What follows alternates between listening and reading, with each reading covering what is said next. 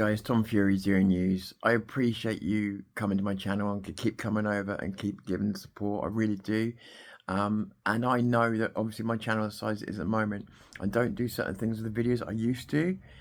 I kind of realise I'm at the point where I need to put a bit more time into them now. I'm sort of up the quality of them maybe.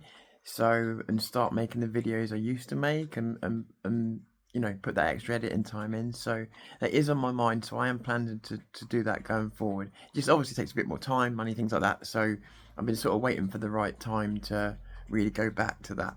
But I think we're kind of getting there when I've got certain points to make anyway. And also want it to be entertaining, you know?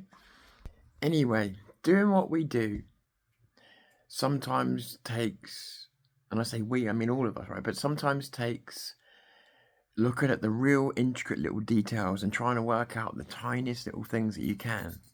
And other times it takes you to really try and step away and try not to think like an activist or like a YouTuber, a commentator, or what, anything.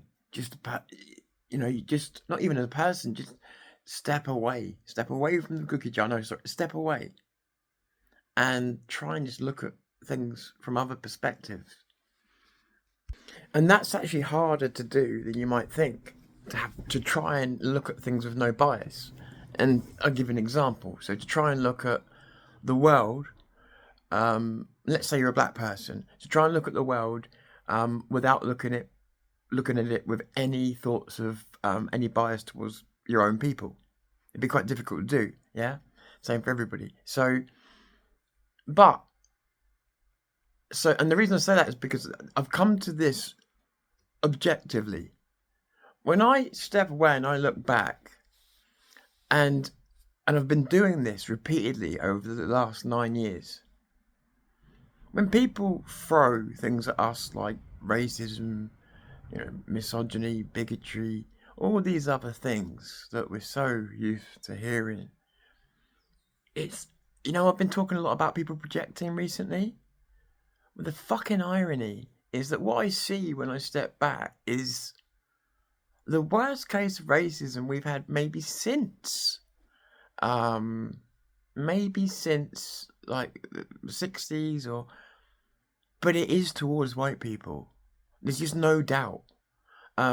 Even 9 years ago when I started this, it was obvious that there was this social moving of white people down the ladder, and even black people. So I was talking to a guy about this, a black guy, because we were originally arguing about it. We ended up agreeing on it, but we were saying that the social ladder at that particular time was not even bringing left and right into it. That if you were a man and you were straight, you were at the bottom of the ladder, and if you were female straight, you were the next bottom, and then if you were black male straight, next bottom, black female straight, next bottom, and then white, and so on. Yeah, and that's how the left had kind of organised this social tree. And the more of a minority you were, the higher you came up that tree. So the less of you in that little club, the more power you'd have. It's kind of weird pyramid scheme of social justice.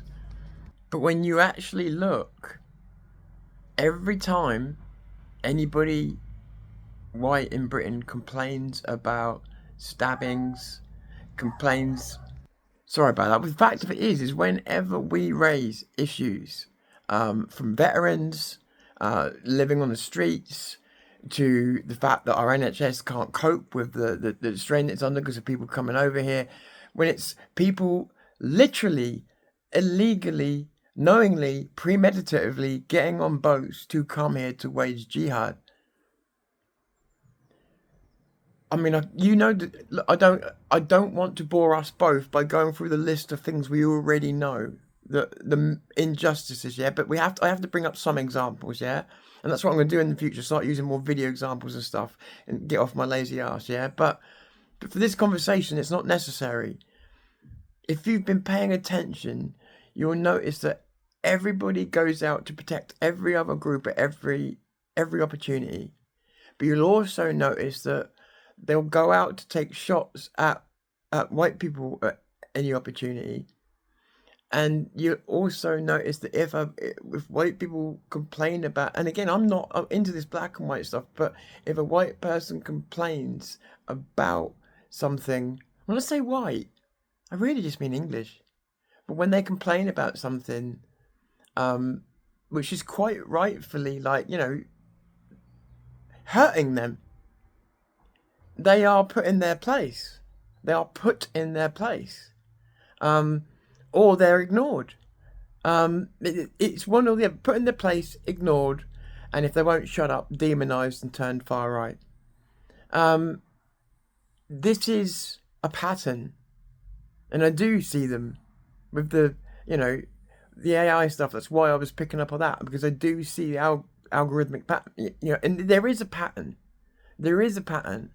But it's not just a pattern. It's not hidden. It's not hidden.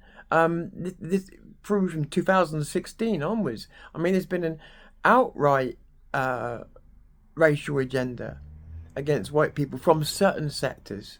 And I'll tell you something, interestingly, the people that seem to buy into it the least are a lot of black guys. They seem to be, obviously you've got people on the left that don't agree so much, but there seem to be a lot of them that just aren't buying into it, which is cool. But there are other people that are, I do see that, and I think it's something you're not allowed to say, because, again, white people, racist. White people equals racist. Remember what was said about us? And this is a racist statement. Remember what was said about us. That if you're white, you're born racist. It's in your genes to be racist. That's what was said about us. And look that up. That's what was said about us. That's what was said about us. It's a racist statement. You're inherently racist, meaning you can't do anything about it because you're inherently racist. Guilty before born. Guilty before born. That's the kinds of things that are being waged against us. And these things stick. You gotta understand, in certain communities, these things stick, especially when they're repeated over and over. And then more insults and more things. And nobody ever corrects it. Nobody ever corrects it. So people inside these bubbles that keep hearing all these terrible things about white people, it just perpetuates. It just makes it worse and worse. And at the rate we're going, we'll end up being fucking hunted. And that's it. It's not like, again, everybody who knows me knows I don't have a racist bone in my body. I really don't. I'm not against other races and that. But I'm telling you now, and even people from other races have told me this. In fact, it's especially them that have told me this. Don't be so trusting, Tom, because there's too many people out to F you. And they don't mean an entire race, but they do mean that there's a lot more racism going on towards us than there is coming out of us. Because most of us were brought up to not be racist. Because of the mistakes that happened in the past, maybe, I don't know.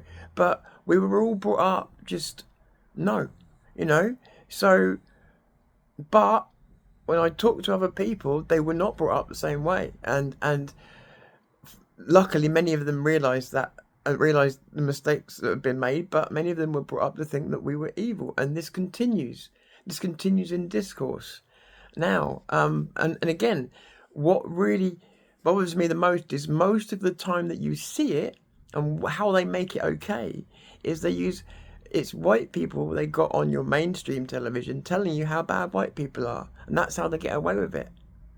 That's how they get away with it. Gary Neville. That's how they get away with it. And again, if we were talking the other day about how dangerous things are, Charlie Kirk and everything else. Well, if we want to scale, again, everything's scalable. Scale that up. If you want to talk about the Charlie Kirk situation, scale that up to a racial situation, where if you start saying things like that about a race, that they're capable of all these evil things and they're born that way, can't even help it, they're just fucking evil. How do you think people might respond to that if they thought that a race was just I know but just one of the things that they've said. So let's go down this little road. What would you want to do to a race if you felt that they were evil, born evil, unfixable, and possibly on your doorstep? What would you want to do? What would you want your government to do with that type of people if you thought they might be willing to hurt you at any time are unreasonable, could not be reasoned with, because they were genetically disposed to hate you. Yeah. Right. So I think this is one of the things that again, it shouldn't even need saying, but you're not allowed to say it. And the irony is, not once in this video have I said anything bad about any other race, and nor is it implied. But the left would take a video like this as an example of, the flag behind me as well, of an example of racism. And I am pointing out that if you are actually unbiased and you look at things from a distance, you can see that there is a massive amount of racism going on towards white people that is going on unchecked, untalked about, unbothered. People are unbothered or too scared to talk about it, and yet it's happening on an ever-growing scale. And again, I'll tell you, the worst offenders of it are other white people. But either way, it's happening. And it needs to stop, because it will have massive consequences. Again, want to scale up? Let's scale up Charlie Kirk. So, especially white people that want to say these things about their own race on your stupid podcasts, you need to realise you're making people hate you that might not otherwise have done. It's insane. It's insane. Because they're not looking at you as being the good guy, trashing your race. They're looking at you as an example of your race. You're saying all people, white people are evil. That doesn't give you a pass then. Idiots. So, yeah. People need to be really thoughtful about what they say when they're trying to score activism points. So they're prepared to go out there and say, oh yeah, you know, all white people are evil. And they've been doing this now for the last, again, 6-7 years at least. When you start going out there calling an entire race evil, well, you're looking to have them exterminated, aren't you? You know, that's where that road goes. And don't think that doesn't apply to people like us, because it can apply to anybody when the world goes mad, and the world is mad. So all I'm saying is, well, I think I've said enough. The racism's there. People need to start calling it out when they see it, instead of hiding because they're scared of being called racist themselves. Why should we keep apologising for when people are racist to us? I've had enough of it. Tom Fury, Zero News, call it day for now.